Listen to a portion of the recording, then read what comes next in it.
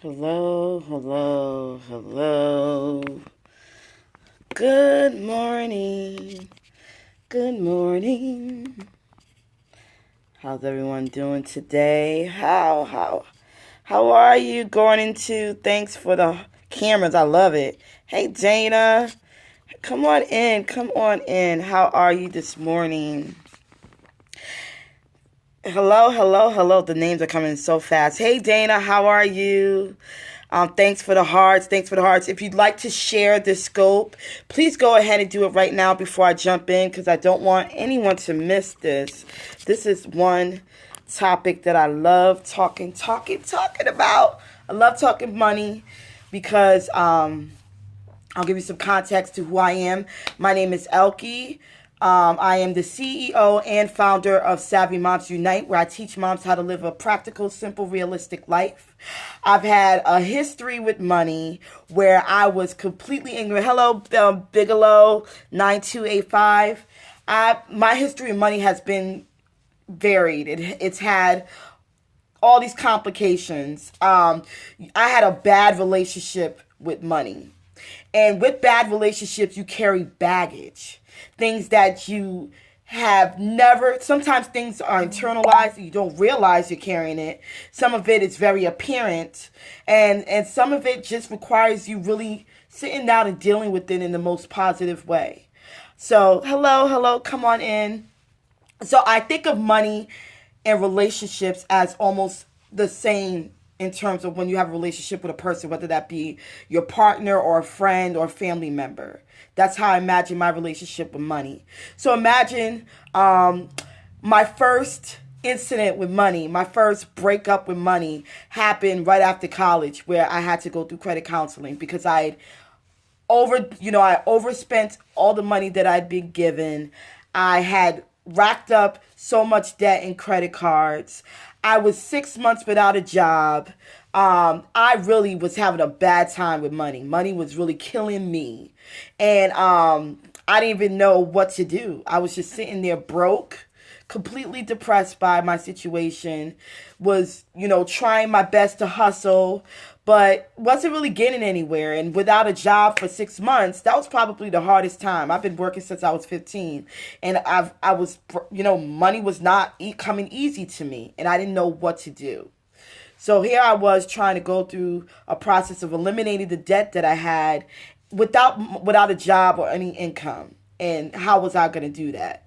So that's my first incident with money. I already understood money to be something I was going to lack. Money wasn't there for me at the time. So imagine, I feel it's not there for me. I don't have it in my presence. I need it. I needed to grow. I needed to get things. I needed to do what it needs to do for me. And it's not there. So I hated money. I was mad. I was angry, just like a dude who messed with you or a woman who messed with you. I was mad. Like, how could you leave me? I needed you the most and you left me. You weren't there when I needed you. You didn't provide for me when I asked you to. You left me for dead. That was my relationship and connection to money. So, of course, what did I harbor? I harbored a lot of bad feelings. I harbored unforgiveness because I felt bad that I mismanaged the money. I was very insecure for a long time. Very insecure. Never thought I would ever come to a point where I understood how to get more into my life. I always thought I was going to lack it. I never dealt with the baggage of the past. I never dealt with my perception. I just thought I was never going to have money. I was always going to be broke. I remember saying stuff like that. Yeah, I'll be broke. I'll probably never have money. I'm always broke. Like, come on, I'm broke. Somebody asks me, oh, you want to go do something? Girl, I'm broke.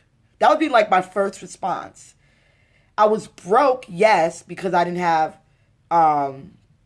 extra money. But I was also broken by my past experiences and didn't heal from that. I didn't heal from my negative perceptions. I didn't heal from my thoughts about money. I just kept operating in this really broken, negative, completely disconnected way with money. I didn't see it as a positive. I didn't see abundance as a positive. So when did the shift happen? The shift happened almost 5 years ago.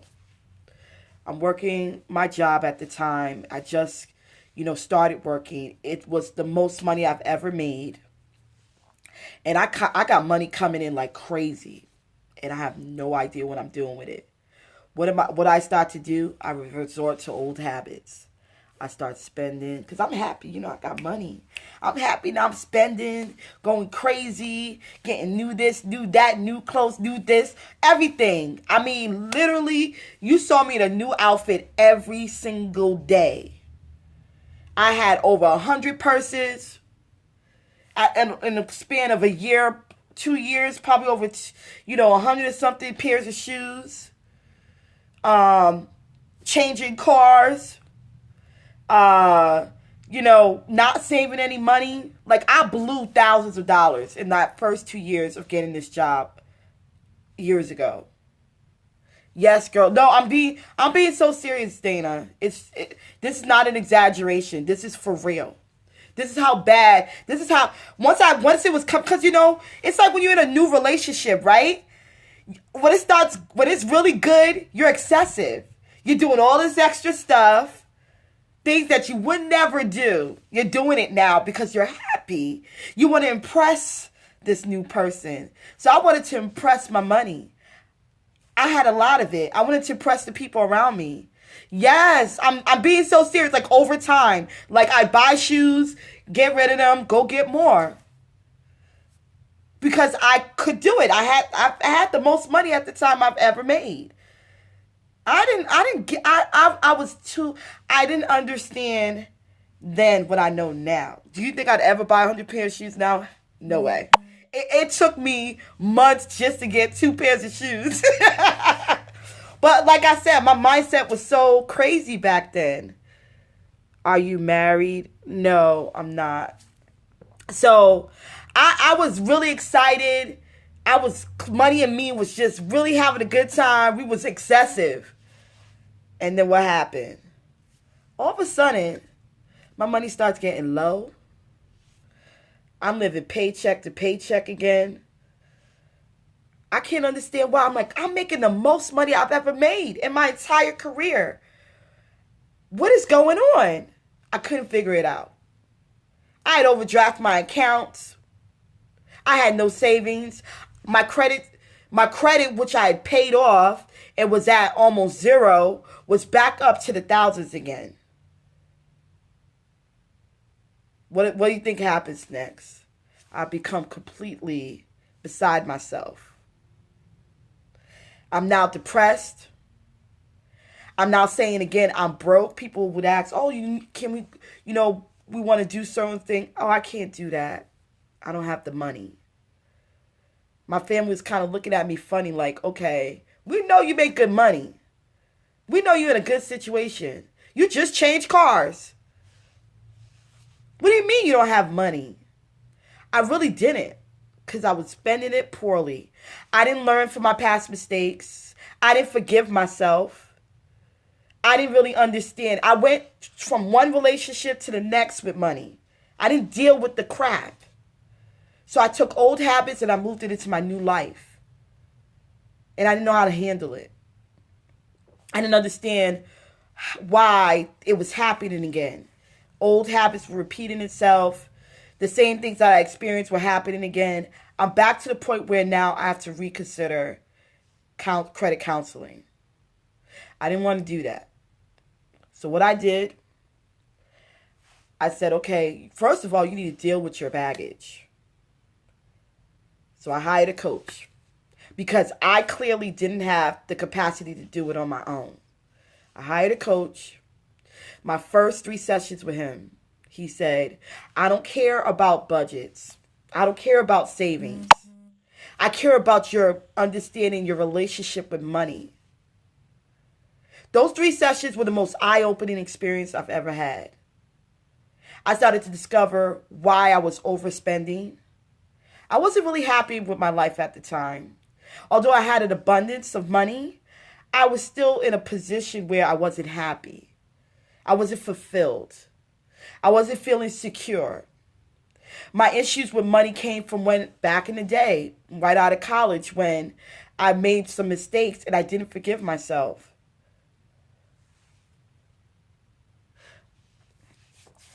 I just continued to operate with this assumption that being broke was the way to be. Because that's what I grew up thinking. We lived a broke life most of my life. My parents worked hard. Yes, I remember my dad having 3 jobs, my mom having 2 jobs, both at the same time. But they were always struggling. So all I knew was struggle. So I associate money with struggle. And if I wasn't struggling, then I didn't understand why.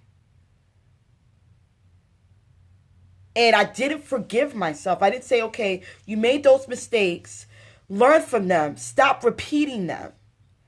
And that's what my coach told me. He's like, stop repeating your old mistakes. Stop repeating your old habits. He said, what's not happy in your life, what you're not happy about your life, you need to fix.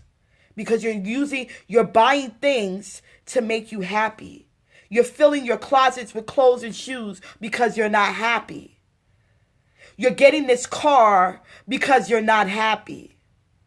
You're trying to impress people because you need to show happiness on the outside. But on the inside, are you dealing with your issues? And when I finally had to deal with my issues, that's when it no longer mattered to me whether I had the latest bag, the latest shoes, the latest this, whatever car. I mean, the car I have is nice. But if today tomorrow that car go away, I don't really care. I'm not attached to it. I'm not attached to things anymore. Things are not bringing me happiness. What I want in life is a good quality life.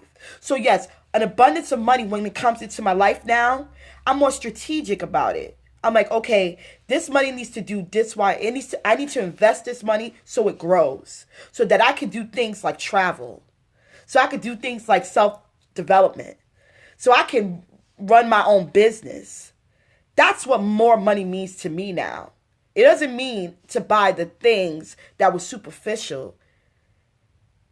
It's things to grow my family. It's things to create a generational wealth that's passed on to my daughter, my daughter's daughter, my great-grands.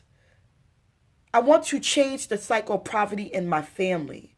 So abundance of money means that to me. It doesn't mean anymore that I'm going to have things. So I had to say, you know what, Elkie? You made those mistakes. Get over it. Move on and do something different. So what money mistakes have you made in your life yesterday, years ago, that you need to forgive yourself for and move forward? What is your relationship with money? Is it good? And if it's good, amen. I'm happy. Continue to maintain that good relationship. Continue to see money as a way to invest in your growth. But if all you see is money as giving you those superficial things that are going to make you happy, it ain't going to make you happy. It's just like getting a new man. If you weren't happy with the first one and you don't know why you weren't happy with the first one, that new man ain't going to make you happy. He's just going to be there. Just like money's just going to be there. You got to change your connection. You got to deal with the baggage. And you got to forgive yourself. Your mistakes were there to teach you lessons. And if you keep bumping your head against the same wall, yeah. He said, my money is like a river. It comes and goes. I'm just watching it go by. And you know what? Money will flow like that sometimes. It's going to come in and out. It will. There will be times where it's like that. It's going to come in and out constantly. But what do you do with it when it comes in? How are you making it grow in your life? How are you giving to the other people in your life so that you can get more back in blessings? Because we think, if we're holding on to our money, that's how we're going to keep it. Not all the time. You got to let some of that go in order to get more. So let go. Nothing. It's all automatic payments. I don't know my money. We never met. It's all electronic, right? Because that's our life now. Everything's pretty much electronic. So sometimes, you know what I tell you, Dana? Because I was like that. Everything was debit card transactions. Everything was automatic. So you're detached from it, which will sometimes cause overspending. You don't feel it, you don't see it, so you just think it's in the air being spent. But what I started to do so I can understand, okay, I can see this money go down, I just started carrying cash in envelopes, especially when I go grocery shopping, because I could then see like, oh wow, I really spent quite a bit on groceries. You then start to feel and connect. You understand what you're spending. But if everything is on a card, if everything's in the air, it's all automatic, you're detached. You're not really connected to it. So it's a good way to sometimes remind you to be connected. And I do that every now and then. And it's a great teacher, believe me. I've been carrying around, you know what's so funny? It was a test I did this week. I've been carrying around the same $10 bill for the last week and a half because I really wanted to see how long I could hold on to it, just to see. And it sometimes it's just like a training thing for me, because I really used to let money go. Like, somebody give me $20 back in the day, I'd be like, all right, done in a day. Didn't care. Now I'm like, okay, I can hold it. What do I really need? And you start questioning yourself, what do I really need? Do I really need this? Or do I just want it? Can it wait? Start asking yourself those kind of questions. So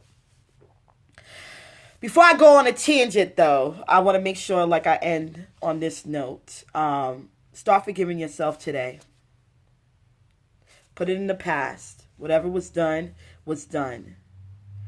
Look at it as a learning experience, not as something you're harboring. And move forward. Start developing a positive relationship with money. Wake up in the morning and welcome money into your life. Affirm things in your life. Affirm people who will come with the positive mindset that you need to grow. Welcome the goodness that comes with it. Don't be afraid of it. Don't be scared about it. Ask for guidance in managing your money so that when more comes, it's so easy to deal with it.